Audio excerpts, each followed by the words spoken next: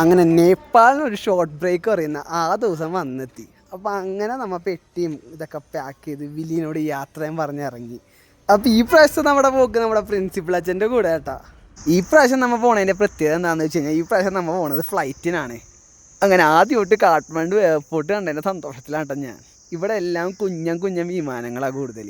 ഇതെല്ലാം കണ്ട എക്സൈറ്റ്മെൻറ്റിലാണ് കേട്ടോ. നമ്മുടെ ഇന്ത്യൻ റെയിൽവേ പോലെയാണ് നേപ്പാളിലെ ഫ്ലൈറ്റ്. വരാൻ ഒരുപാട് വൈകി, 1.5 മണിക്കൂർ അവിടെ പോസ്റ്റായിരുന്നു.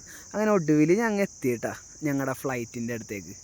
അപ്പോൾ ഈ കാണുന്ന കുഞ്ഞൻ വിമാനത്തിലാണ് നമ്മ ഇന്ന് നമ്മുടെ നാട്ടിലേക്ക് പറക്കണത്. അങ്ങനെ കൂടെ ഇന്ന് ഗൈഡ് ചെയ്യാൻ അച്ഛനുള്ളതുകൊണ്ട് പിന്നെ വലിയ ടെൻഷനും കാര്യങ്ങളൊന്നും ഉണ്ടായിരുന്നില്ല. അങ്ങനെ സാധനം അപ്പം തന്നെ ആദ്യം തന്നെ ഒരു മിഠായി തന്നു. അത് വെച്ച് നമ്മൾ അഡ്ജസ്റ്റ് ചെയ്ത് പിന്നെ സാധനം അങ്ങോട്ട് പൊങ്ങി. അങ്ങനെ ഹിമാലയൻ വ്യൂ കാണാൻ വേണ്ടിയിട്ടായിരുന്നു കൊതിച്ച് നിന്നത്. പക്ഷേ ക്ലൈമറ്റ് നമ്മളെ ചതിച്ച് ഹിമാലയൻ്റെ പൊടി പോലും കണ്ടില്ല. ആ ഒരു നിരാശ ഇപ്പോഴും മനസ്സിലുണ്ട് കേട്ടോ.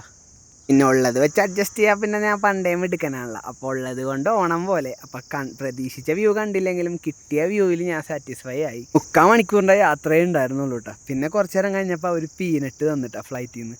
അപ്പം അങ്ങനെ അച്ഛൻ്റെ പീനട്ടിൻ്റെ പാക്കറ്റും ഞാൻ തന്നെ വാങ്ങിച്ച് ഞാൻ തന്നെ തിന്നു. കുഞ്ഞ് ഫ്ലൈറ്റ് ആയതുകൊണ്ട് തന്നെ എയർ പോക്കറ്റ്സിലുണ്ടാകുന്ന ചെറുക്കും കാര്യങ്ങളൊക്കെ ഭയങ്കരമായിട്ടും ഉള്ളിൽ മനസ്സിലാവുന്നുണ്ടായിരുന്നു കേട്ടോ. അപ്പം അങ്ങനെ സാധനം ലാൻഡ് ചെയ്തിട്ടാ. അപ്പം അങ്ങനെ നമ്മുടെ നാട്ടിലെത്തി. സോറി, നമ്മുടെ നാടല്ല കേട്ടോ, നമ്മുടെ നാട് എത്തിയിട്ടില്ല. അപ്പോൾ അവിടെ നിന്ന് ടാക്സി പിടിച്ച് പോയിക്കൊണ്ടിരിക്കുകയാണ് ഇന്ത്യ നേപ്പാൾ ബോർഡറിലേക്ക് കേട്ടോ. അപ്പോൾ പോകുന്ന വഴിയൊക്കെ വളരെ മനോഹരമായിരുന്നു കേട്ടോ.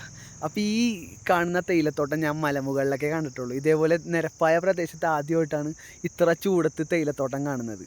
അപ്പോൾ ഈ കാണുന്നതാണ് കേട്ടോ ഇന്ത്യ നേപ്പാൾ ബോർഡർ. അങ്ങനെ നമ്മൾ ബോർഡർ കടന്ന് വെസ്റ്റ് ബംഗാളിലെ ഈ മനോഹരമായ സ്കൂളിലേക്കാണ് ആദ്യം പോയത്. നമ്മുടെ മലയാളി സിസ്റ്റർമാർ നടത്തുന്ന ഒരു മനോഹരമായ സ്കൂളാണ്. അപ്പോൾ അവരാണ് നമുക്കിന്ന് ഭക്ഷണം തന്നത് ഉച്ചക്കത്തെ.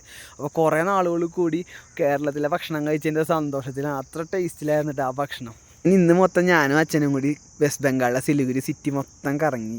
അതിവേഗം ഡെവലപ്ഡ് ആവുന്ന ഒരു സിറ്റികളിൽ ഒന്നാണ് കേട്ടോ സിലിഗുരി. നമ്മുടെ വീഡിയോസ് എന്താ വരാത്തതെന്ന് കുറച്ച് കൂട്ടുകാർ ചോദിച്ചായിരുന്നു കേട്ടോ. അപ്പോൾ നമ്മൾ വീഡിയോ അപ്ലോഡ് ചെയ്തിട്ട് കുറച്ച് ദിവസമായി. അപ്പോൾ വേറെ ഒന്നുമല്ല, നമ്മൾ കുറച്ച് യാത്രകളിലാണ്. ഇന്ത്യയിലെ സ്വർഗ്ഗതുല്യമായ പല സ്ഥലങ്ങളിലൂടെയാണ് നമ്മളിപ്പോൾ യാത്ര ചെയ്തുകൊണ്ടിരിക്കുന്നത്. അതിൻ്റെ ഇടയിൽ എഡിറ്റ് ചെയ്യാനോ അപ്ലോഡ് ചെയ്യാനോ സമയം കിട്ടിയില്ല. അപ്പോൾ വീഡിയോസ് വരുന്നുണ്ട്. എല്ലാവരും കൂടെ നിൽക്കുക, സപ്പോർട്ട് ചെയ്യുക. Okay, by.